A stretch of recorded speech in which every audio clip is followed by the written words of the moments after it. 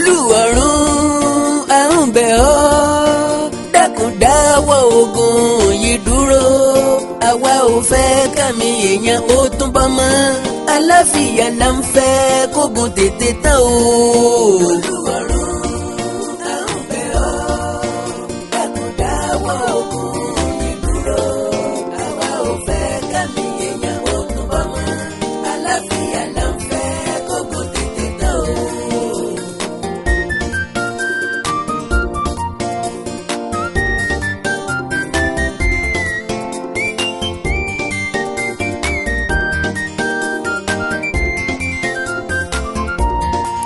Àkàndá omijé ń gbọ̀n mi mò ń ké ńgbà tí mo rẹ̀mí èèyàn tó ń bọ̀. Àkàndá mo rí bọ́mọ èèyàn ṣe ń kú. Ukraine pẹ̀lú Russia kò mọ̀ dáa. Olúwarun à ń bẹ̀ ọ́ dákun dáwọ́ ogun yìí dúró àwa ò fẹ́ kàmí èèyàn ó tún bọ́ mọ́ àlàáfíà là ń fẹ́ kógun tètè tán o. Àní ajé àwọ̀ ẹni rẹ̀ ká mú pa ẹni rẹ̀ kọ̀ ó lóun ọ̀ jáde ìdá ló sì kọ̀ tí ọ̀wà kọ̀ yé bàbá ta ló fẹ́ sìpè fún dàkọ́ wàkọ̀ kó lórí òdìrí àwọn ìdá ń jòwèrè o. Àkàndá alóró ọ̀rọ̀ lẹ́nu bíi tejò ewu ńlá ni fẹ́ni tí ń jà àlàpà lórí àlàpà torí bí àlàpà bá bínú bọ́ bá ìyá lulẹ̀ àlàpà lè fapá alálàpà yá o. Ogun àgbáyé ẹlẹ́ẹ̀kẹta ní wàwọ́ sí wa àìkó gbàsí ogun àgbáyé ẹlẹ́ẹ̀kejì tán lẹ̀ ó kéré ọ̀pọ̀ ó tó 60 to 80 million ẹ̀mí èèyàn tó gbógun lọ òótọ́ kò sẹ́ni tí jí tí gbàdúrà fógun bọ̀tì bó lọ́ọ̀ báyàwó aṣòpá lò pọ̀ bọ́ bá kì í tiẹ̀ mọ́lẹ̀ ńkọ́ ẹni tí ọkàn yàn ká máa gbàdúrà gọ́mọ̀kan olúwa rẹ̀ ọmọ orílẹ̀-èdè yìí ń bẹ ní Ukraine wọ́n ń bẹ ní Russia ẹgbọ́n náà ṣe ogun Russia pẹ̀lú Ukraine ìdọ́kàn wá dandan bá a bá yọwọ́ ti tọrọ ajé tí yóò dẹnu kọlẹ̀ káàkiri àgbáyé tá a yọwọ́ owó epo tó pọ́sibù kó gòkè tá a yọwọ́ ìkáyàsókè àwọn ọmọ Nàìjíríà tí ń bẹ lórílẹ̀-èdè méjèèjì tá a yọwọ́ tó lè ṣẹlẹ̀ sí gbogbo Áfíríkà nínú ẹ̀ èmi ò rò wípé ogun ọ̀hún kàn wá láti ṣe àyọnusọ Minister of Information Lai Muhammed ní kẹ́lẹ́ plaster mẹ́lẹ́nu kọ́mọ̀ bá a fi tiẹ̀ kú bá wa ní torí pé arọ ti ń dáràn ọrùn ẹlẹ́sẹ̀ méjì ló máa dá sí o. Nàìjíríà ìlẹ́jàre orílẹ̀-èdè mi ọ̀wọ́n orílẹ̀-èdè tá a ra helicopter mẹ́fà tá à ń celebrate ẹ̀ orílẹ̀-èdè tọ́lọ́mọ ogun tí ò ní nǹkan ja ogun orílẹ̀-èdè tó ṣẹ́gun Boko Haram ti Russia wọ̀lú Ukraine pẹ̀lú 40 miles war armor tanks tí wọ́n tò léra wọn ń bá Ukraine jà lórí ilẹ̀ ojú òfurufú àti inú omi wọ́n ti wọlé sí Ukraine lára wọ́n ti gba ìlú tí wọ́n ń pè ní Kazin mọ́ Ukraine lọ́wọ́ more than 2,000 èèyàn ló ti pàdánù ẹ̀mí wọn ọ̀pọ̀ ilé gbígbé àti ilé iṣẹ́ ló ti dahoro lógun tí ò tí ì pọ́sẹ̀ méjì kí ló ṣẹlẹ̀ kí ló bí ogun ta ló máa lùsì ta ló máa wẹ́ẹ̀nì ta ló jàre ta ló jẹ̀bi Nàìjíríà ti lógun tiẹ̀ lọ́tọ̀ gédéǹgbé díẹ̀ ní tàlàbánú apẹ́ẹ́dùn àrùn yàtọ̀ fún àrùn ìyàwó gbẹtán òkè rẹ̀ mọ́kọ ọ̀tọ̀ lógun ebi ọ̀tọ̀ lógun kò sówó lóde left and right lógun ti fèsì Nàìjíríà nílẹ̀ Yorùbá nílẹ̀ Yíbò lókè ọya kò sówó kò síṣẹ́ kò sóúnjẹ gbogbo nǹkan tó gbówó lérí gọbọi lítà pẹtrólù kan di 250 naira adigunjalè ọ̀já rélégbé ajínigbé ọ̀já rìn lójú ọ̀nà ìpànìyàn political riot terrorism àti bẹ́ẹ̀ bẹ́ẹ̀ lọ ogun nílé ogun lóde lójoojúmọ́ ni àmọ́ pé nǹkan ju nǹkan lọ pàràkárí paramọ́lẹ̀ ọbẹ̀ lùgbẹ́ ogun tí ò rí bí iyán tí ò rí bí ẹ̀kọ́ yangan Ọlọ́run o à ń bẹ̀ ọ́ nínú àánú rẹ ni pẹ̀tù sí Putin lọ́kàn báwa rí ewu èyí pọ̀ lórí Ukraine Ọlọ́run ìwọ nìkan ló lè ṣe Amẹ́ríkà kọ ẹ̀pọ̀n àgbo tí ń fìyà ọ̀gbọ́dọ̀ já òwò Ọlọ́run ogun àgbáyé ẹlẹ́ẹ̀kẹta ọ̀gbọ́dọ̀ ṣẹlẹ̀ kò sẹ́ni tí òrìn kan nínú wa bọ́ báyìí ṣẹlẹ̀ náà ibi awilade yìí o ṣẹ́gbẹ́ ònídìí obìnrin kì í jẹ́ kú mólú ẹ̀kún ní bákun wá ẹsẹ̀ kì í dédé ṣẹ́ lásán ológbò tí ògbélé mọ́ ni wọ́n ń pè lẹ́hànà ajá tó rólówó ẹ̀ tí ń gbó ni wọ́n ń pè ní dìgbòlugi gbolẹ̀rù orílẹ̀-èdè Russia àti Ukraine ti wọ́ wá gan kí ló fàjà ta ni dáadáa ń dá tí fògùn máa ń dálá ta ni ń bínú ta ni ọ̀gá àlọ́ Àkàndá alóró ọ̀rọ̀ lẹ́nu bíi tẹjọ ọyẹ kẹrù ọsà ọyẹ kó lówó ẹ̀họ́ wa ọkàn sánmọ̀lá wà yìí tí kákẹ́ ọ̀gbọ́dọ̀ gbé ọ̀fọ́n méjì ọ̀gbọ́dọ̀ fèrú lúgbá òótọ́ kedere délẹ̀ torí òní kọ́ torí ọ̀la àwọn ọmọ wa ni bọ́mọ ọ̀bátàn kò lè rí kọjá àrọ́bá ńlọ ìjà pé gbogbo ń tá a bá ṣe lónìí ìtàn ni yóò dà lọ́la ọwọ́ ní síwájú ojó gẹ́gẹ́ àlọ́ ní síwájú ìjà orin ní síwájú ọ̀tẹ̀ ọ̀tẹ̀ ní sanmilé fógun ogun ní fa ògùn àṣẹ ìdúró ṣàtògùn àtògùn ní sọlé dahoro àkópapọ̀ méjèèjì ní sọjà dàtàn à ń tẹ́ tó fàájà ò sí mbẹ̀ ojú láì nírú ẹnu láì níyọ̀ ogun tí ò tí ì pọ́sẹ̀ méjì ìdààmú bá gbogbo ayé ìdàrúdàpọ̀ bá gbogbo èèyàn àdánù ńlá wọlé táwọn ẹranko àdánù ńlá wọlé ti orílẹ̀-èdè Ukraine tí kìtọ̀pẹ̀ ní gbèrú kílẹ̀ yìí ominú kọkutu ọwọ́ ò lè bóúnjẹ sẹ́nu ẹ̀rù jẹ̀jẹ̀ mẹ́sẹ̀ ìdá ẹsẹ̀ ọ̀lẹ́ dàgìrìgì lọ́nà àṣà òkè òbí ọ̀rọ̀ òdìdẹrẹ́ ò lè kéwì olóògbòrò ò lè kọrin bí ti kọrin kẹ̀kẹ́ pamá tí ó ro gbogbo wa lẹ́nu kówé ọ̀hún sẹ̀ ṣùgbọ́n kò ha olókùn gbé ti ẹni more than 1 million èèyàn ló ti sáfi orílẹ̀-èdè Ukraine sílẹ̀ gbogbo ọjà ló ti dà tán láì fèrò ìlérí ọlọ́kan ọjọ́ kan ẹ̀bẹ̀ àdúrà ìrànlọ́wọ́ èwo nínú ẹ̀ ló lè jẹ́ àwọn èèyàn tó ti kó padà Àjàó Wàró Awíkóńkó sọ̀rọ̀ lójú ọlọ́rọ̀ yẹmẹyẹmẹ gbẹ̀gẹ̀ ẹkùn olókèrèwé jẹ́rò ọ̀tọ́ bọlé famayọ òrùn kọ̀yùnmọ̀yùnmọ́ fẹ́ sọ̀rọ̀ ẹjẹ́ àtúrẹ́sì ìjàngbọ̀n Ukraine àti Russia padà sí Soviet Union orílẹ̀-èdè alágbára tí ọ̀tẹ̀ pé yẹlẹyẹlẹ kó tó di pa wá lọ sí Soviet Union ẹjẹ́ àkọ́kọ́ fíṣítì ogun àgbáyé ẹlẹ́ẹ̀kejì briefly World War II ogun tọ́jà fódìdí ọdún 6 gbáko Germany ló invade Poland lọ́jọ́ kìíní oṣù kẹsàn-án ọdún 1939 orílẹ̀-èdè alágbára ní Germany nígbà yẹn wọ́n gbàgbọ́ wípé àwọn ní nǹkan ìjà ogun ju ẹnikẹ́ni lọ ní àgbáyé o bíi Russia ìsẹ̀yìn ni wọ́n rí ngbà náà wọ́n wá àtáàkì Poland asọ́gun àgbáyé ẹlẹ́ẹ̀kejì ní bọ̀tẹ́nìkan ọmọ ogun tó gbẹ̀mí close to 80 million people approximately 3% of world population majority wọn jẹ́ civilian 6 million àwọn Jew ni wọ́n pa ní táìmù yẹn sí Nazi concentration camp Adolf Hitler àti Nazi party ní control Germany the authoritarian government dictatorship lábẹ́ ìṣèjọba Hitler orílẹ̀-èdè Germany di totalitarian state tó jẹ́ wípé gọ́ọ̀mẹ̀ntì ní control almost every aspect of life. Adolf Hitler tó ní ọ̀sọ́lọ̀ ó ní tó bá wà òun ní gbákejì rẹ̀ ìjọba rẹ̀ ni wọ́n ń pè ní the Third Reich lẹ́yìn Roman Empire tó wáyé láàrin ọdún 800 sí 1806 àti Germany Empire tó wáyé láàrin ọdún 1871 sí 1918 ìjọba Hitler ní Third Empire ni wọ́n ṣe ń pè é ní the Third Reich January 30th 1933 ni wọ́n fi Adolf Hitler ṣe chancellor Germany olórí ìjọba ẹkùn kan olórí ìjọba by the president of Weimar Republic Paul von Hindenburg kí lọ́wọ́ Hitler ti kú dà sí ni ẹgbẹ́ òṣèlú ẹ̀ Nazi party wọ́n bá bẹ̀rẹ̀ sí ní pa ọmọ ẹgbẹ́ òṣèlú alátakò láti fi ẹsẹ̀ ìjọba wọn mọ́lẹ̀ Hindenburg ló wá kú lọ́jọ́ kejì oṣù kẹjọ ọdún 1934 ní Hitler di aláṣẹ ilẹ̀ Germany he became dictator of Germany ó máa jí chancellor mọ́ presidency ó pa gbogbo ẹgbẹ́ òṣèlú alátakò run ó ṣẹ́kù Nazi party nìkan then national referendum wáyé ní August 19, 1934 ìyẹn kọ̀nfàmù Hitler as a sole leader of Germany gbogbo àṣẹ àti agbára ń bẹ lọ́wọ́ rẹ̀ ọ̀rọ̀ tó bá ti jáde lẹ́nu Hitler ó ti dòfin náà ńláyé bá gbógun mọ̀ ní bá rán ní sẹ́fọ̀ òdúpẹ́ kọ́ máa bọ̀ láyé bá gba tápà ló bá kọ́lé ìgbóná nìrẹ́ yóò tán ló fẹ́ bẹ́ra rẹ̀ níkò láyà yóò tán ní sinú gbẹ̀ndó sọ́kọ Adolf Hitler bá bẹ̀rẹ̀ sí ní tásí àgẹ̀rẹ̀ ó ń béèrè fún almost impossible territorial demands Lausanne conference ní 1932 Germany France àti Britain wọ́n fi ẹnu kò pé káwọn suspend reparation payment tí àwọn impose lérí àwọn ìlú tó pàdánù ogun àgbáyé ẹlẹ́ẹ̀kínní Hitler dé ní 1933 ó yí gbogbo ẹ̀ dànù gbogbo àdéhùn tí ń bẹ nílẹ̀ ló gbé yẹ̀wò ó kéde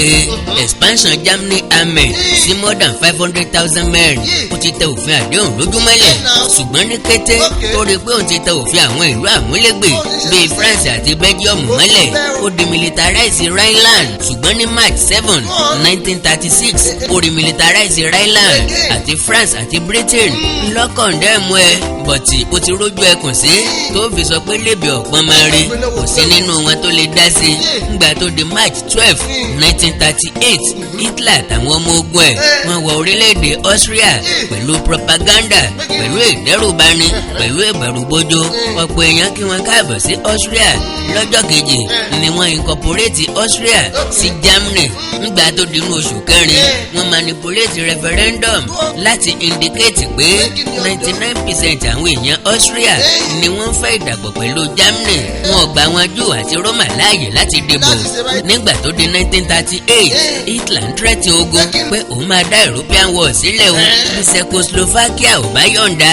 ẹkùn rẹ̀ tí ń jẹ́ Sudetenland tí wọn ò bá sọ̀rẹ́ndà ẹ̀ fún Germany àwọn adarí Britain, France, Italy àti Germany bá ṣe conference ní Munich ní September 29 àti 30 ní 1938 níbi tí wọ́n ti fẹnu kò pé kí Germany ó máa mú Sudetenland lọ kálàáfíà ó lè jọba tó bá promise wípé kò ní sógun mọ́ Czechoslovakia tí ò sí ń bẹ̀ nígbà negotiation ìlọ́wọ́ afẹ́ yarí pé báwo lẹ ṣe máa ṣàdéhùn láti yọ̀ǹda ẹkùn ìlú mi fẹ́ nìkan láì wí fún èmi tí mo nílò kí á ní Britain àti France mọ̀ ti pressure lé pé dákun jogun omi o ṣe bí ẹkùn kan ló bẹ̀rẹ̀ gbogbo orílẹ̀-èdè kọ́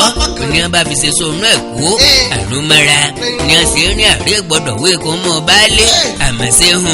nígbà ó di March 15, 1939 Hitler violate Munich agreement ọkọlù Czechoslovakia state Czech provinces ìyẹn Bohemia àti Moravia méjèèjì ní Germany forces gbà Slovakia nìkan wá di independent state bí ọ̀sẹ̀ kan lẹ́yìn rẹ̀ March 23, 1939 àwọn ọmọ ogun Hitler gba Weimar Lithuania ò lágbára láti lè dá wọn dúró ìjà àná wá dùn mí oró lẹ́nu Germany bá tó ń béèrè territorial demand lọ́wọ́ Poland ó ń béèrè lílọ bíbọ̀ láì gbàwé àṣẹ kankan láti Germany sí Danzig àti extraterritorial access láti máa gba Poland kọjá nígbàkúùgbà lọ sí East Prussia this time around Britain àti France ti mọ̀ wípé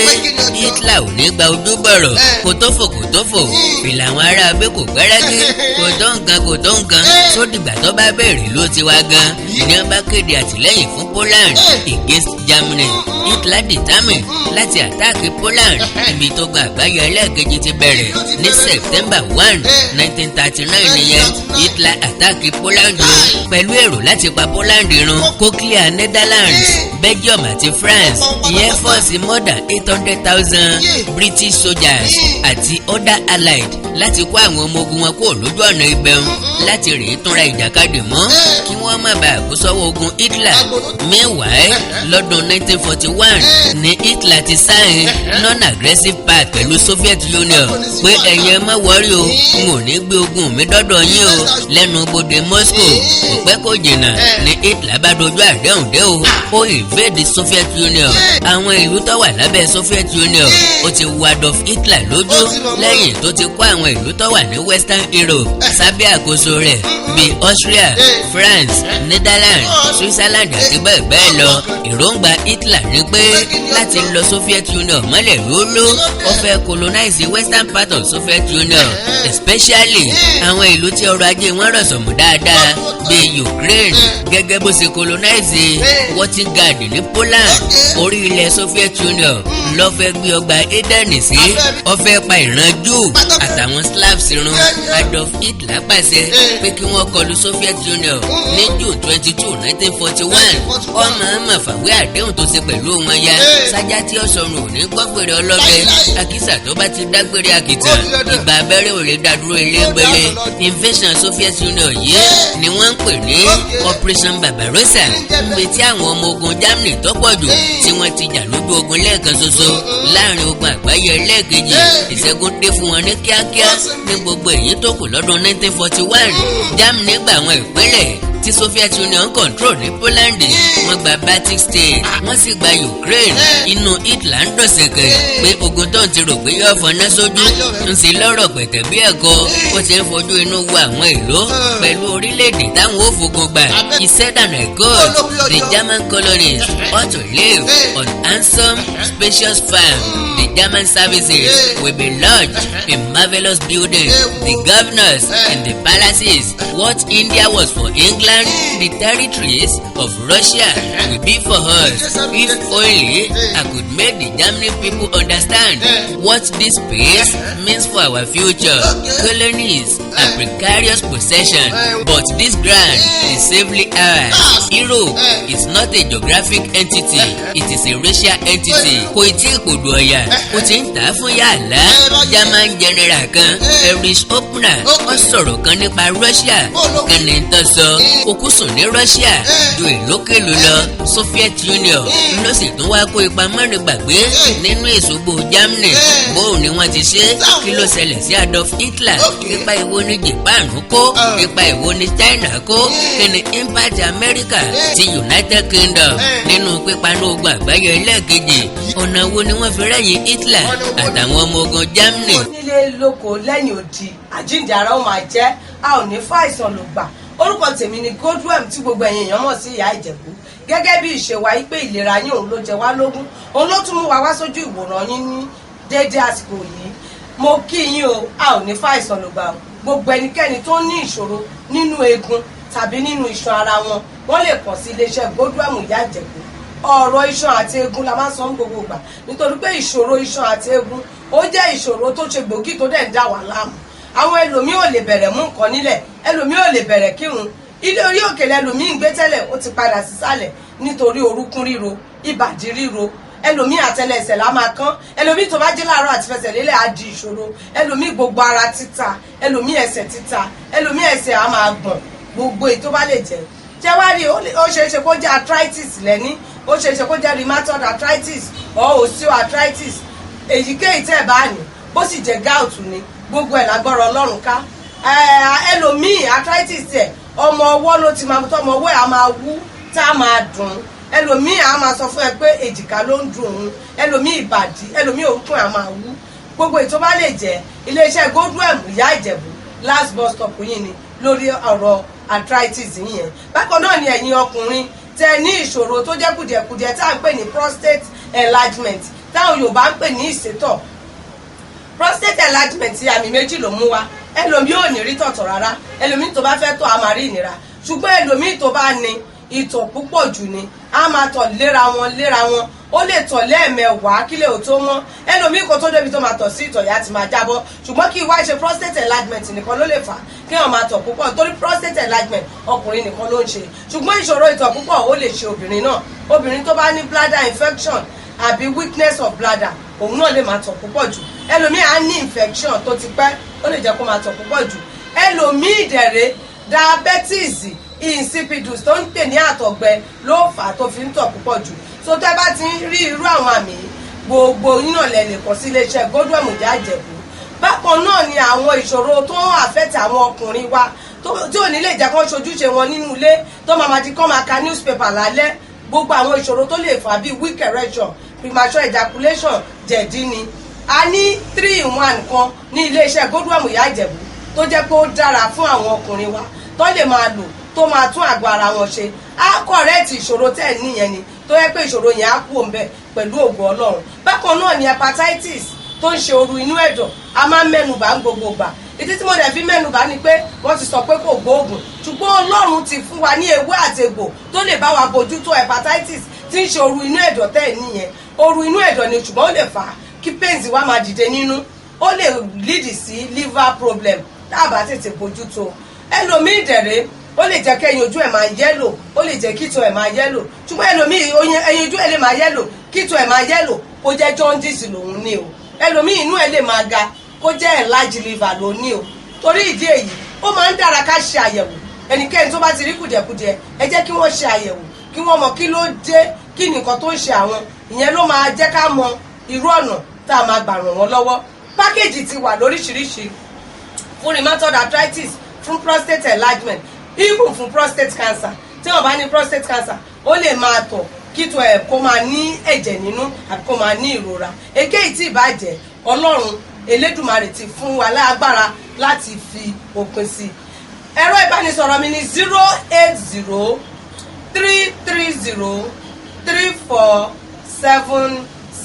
08033034777 08033034777.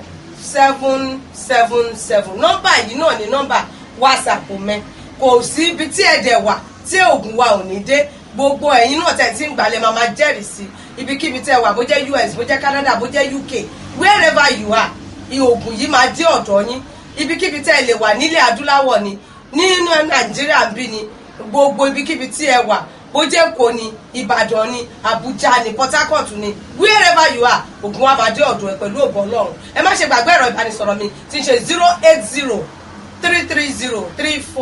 080-330-34777. Òun náà ni WhatsApp nọ́mbà mi, ẹ má ṣe gbàgbé. Pẹ̀lú ògo Ọlọ́run, last bus stop yín ni Godwem Ìyá Ìjẹ̀bú. Àlàáfíà lójú o. Ìdí àpàdé lápá kejì, Putin, reincarnation of Adolf Hitler, the beginning of the World War III. Ẹ like kẹ́ follow page mi lórí Facebook, Àkàndá Ọ̀rọ̀, Awikonko. Ẹ subscribe sí YouTube channel mi, Awikonko TV, Awikonko TV. Ẹ wá Èdè Yorùbá TV, Oríkì Yorùbá TV, Òwe Yorùbá TV, Ìkórìtà Kò Yé Mi, Comedy Magic TV àti bẹ́ẹ̀ bẹ́ẹ̀ lọ. Bẹ́ẹ̀ bá wá ní nǹkan pàtàkì tẹ́ fẹ́ kájọ sọ, ẹ já sọ̀rọ̀ lórí WhatsApp nìkan +234 904 851 9362 +234 904 851 9362. Èdè àti àṣà Yorùbá ò ní wọmi, orílẹ̀-èdè Yorùbá ò ní dàrú, ìlú ẹnì kọ̀ọ̀kan wa yóò tòrò mẹ́nẹ́mẹ́nẹ́. Àjùwà ṣe o.